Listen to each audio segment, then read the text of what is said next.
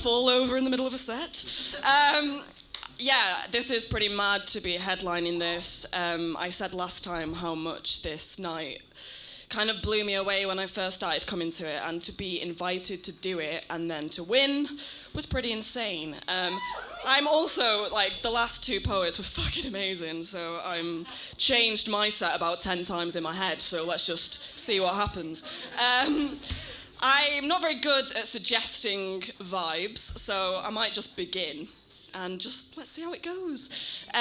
Okay, my first poem is about the worst date that I have ever been on.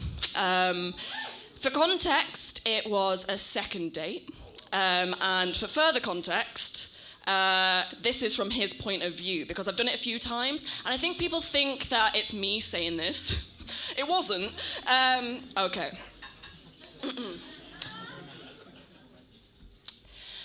You hate men, you say, sat across from me. The menu sits between us in the silence. There are men out there who are violent, but I'm not like that. And I resent the fact that you can't see. I resent the fact that when you say patriarchy, you don't exclude me. You need to check yourself. I'm trying my hardest. I'm doing my best. Jesus Christ, it's like a never-ending fucking test. What more can I say? What more can I do? It seems like nothing's enough for you when you say patriarchy. Do you not see that the real victims here are the people like me? No, stop it. Now you're twisting my words. No, stop it. I just think it's really absurd that you want a man who treats you like a piece of shit. And I'm sat here, right, and I feel like a tit because I'm a nice guy, but I get overlooked. I'm a nice guy, but it's like you're expecting something better to come along. No, stop it. Wait. Can't you see that you're wrong? I just think it's unfair.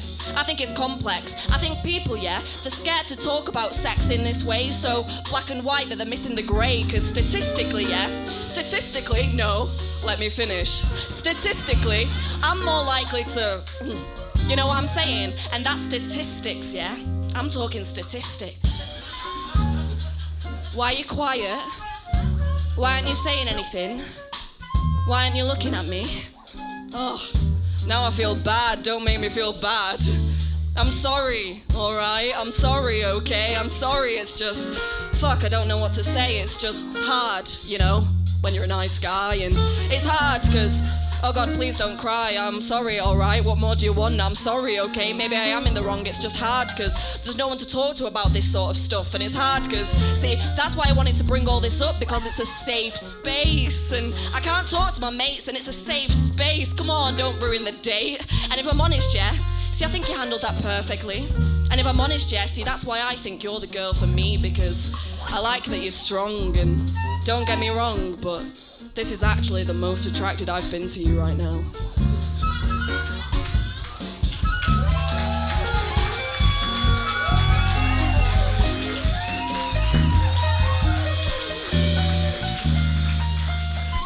Safe to say there wasn't another one. Okay, this next one, yeah, fuck it. I'm gonna do one that I've never performed before. Twist. This is actually the first poem I ever wrote, and I feel like it's still quite relevant now. I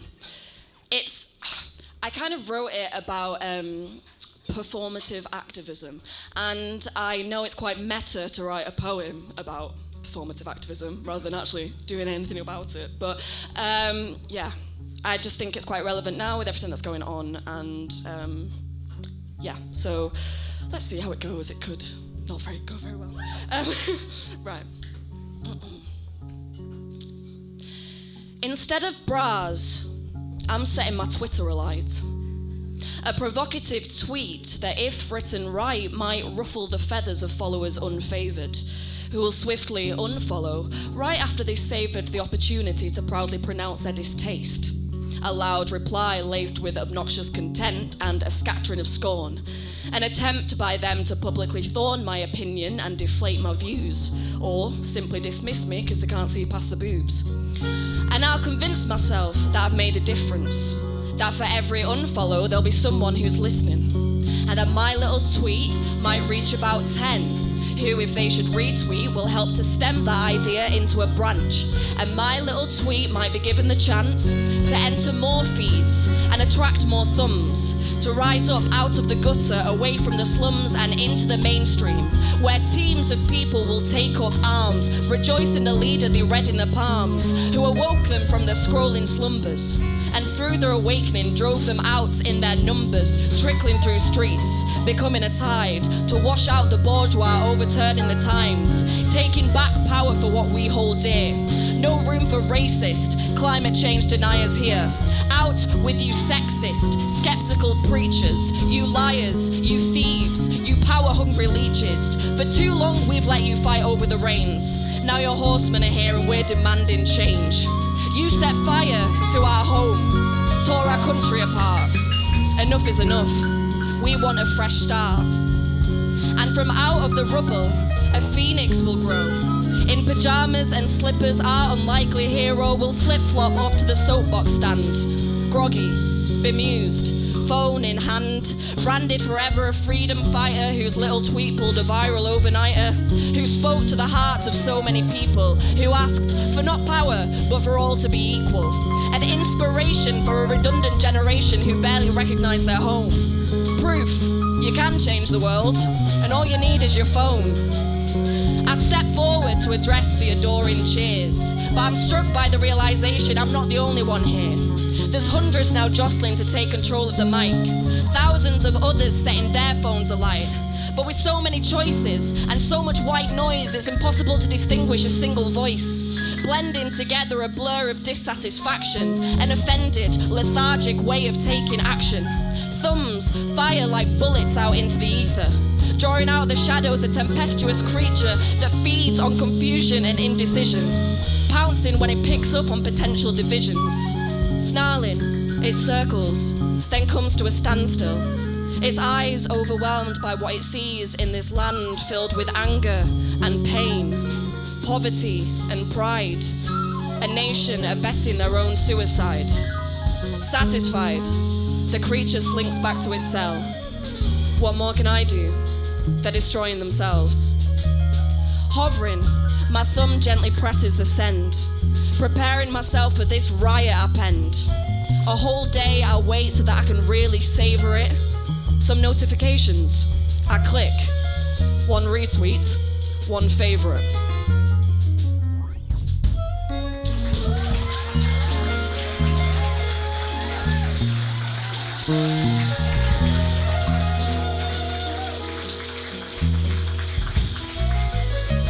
Okay, yep, let's move on. This next one is not like the last one at all, so shall we? Okay. Friends from towns are settling down. Lifelong partners, sourdough starters, talking wedding dresses, and I'm impressed they managed to get a mortgage. It's more than I can manage to get up in the morning after late nights out. Feeling like death with a debt to pay. Flat whites are drinking my savings away, and in this lonely city, though we're made of millions strong, isn't it a pity that love keeps going wrong? Passing ships in the night, desperate to make the right decisions, clinging to perfection in this mess that we call living. Chasing the dream in 1,000 various directions. I can't commit to sleep, let alone to deep connections. Call it self-protection. If it's not instant, it's not for me, unless of course I'm talking about my one-a-day coffee. You can keep your granules. I may not have much, but I'll always have standards. I'm wanting cool, Instagrammable spaces that famous names and faces implore I should check out. I'm decking out my rented pad with plants I can't keep satisfied. Hiding from responsibilities with too little water or too much light is hard to get the balance right. These bricks I'll never own. This house will never be my home, and it seems the only thing I can invest in is men with complex issues. For sure, let me try and fix yous. And it's frightening how solitude is tightening its grip, how quickly we can slip into filling up with things we lack, stuffing holes to hide the cracks. I'm playing invisible twister, and insufficiency is the spinner. I'm here, I'm there, I'm everywhere, and then I'm racing home for dinner, and by that, I mean my tea. My God, this city will take it all from me, including my northern identity. I'm constantly tired, but constantly bored. I constantly feel like I'm being ignored. When I need some connection, there's nobody there. When I need privacy, suddenly people stare. I'm constantly guilty, it's never enough. I constantly wish I felt a little less rough. The streets are paved with gold, and when I'm older, I'll make time to rest. But when I'm older and I'm past my best, will I regret not settling sooner? The longing as opposed to living. The taking as opposed to giving in to riding the ride of this thing we call life. The settling down and the being the wife. I'm rallying against the expected, but will I regret the rejected opportunity for simplicity? The house, the dog, the you and me, the baby, the garden, the growing old comfortably. Time will tell, but till then, please tell me that I still have time.